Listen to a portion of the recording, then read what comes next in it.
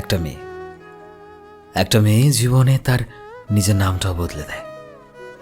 নিজের পছন্দের ছোট থেকে বড় হওয়া বাড়িটা, নিজের আপন মানুষ পরিবার ছেড়ে তোমার কাছে চলে যায়। তোমার সাথে নতুন জীবনের স্বপ্ন দেখে, নতুন সংসার বাঁধে। সে তোমার বাচ্চাকে পুরো 10 মাস নিজের গর্ভে ধারণ করে। এ কারণে তাকে তার সুন্দর শারীরিক গঠনও বদলে ফেলতে হয়। লেবার রুমের অসহ্য ব্যথার মধ্যেও সে সারভাইভ করে, একটা ফুটফুটে শিশুর জন্ম দেয়, যে শিশুর নাম কিন্তু তোমার নামেই রাখা হয়।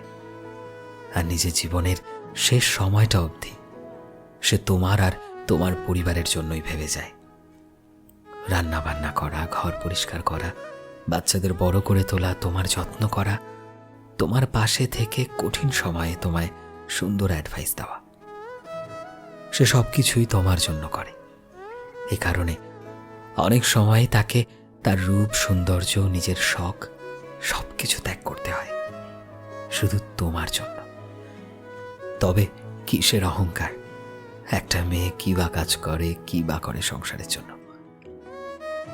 তাই জীবনে যে মেয়ে মানুষটি তোমার সাথে আছে তাকে সবসময় আগলে রাখো, কারণ নারীকে আগলে রাখাটাই সব থেকে সুন্দর কাজ।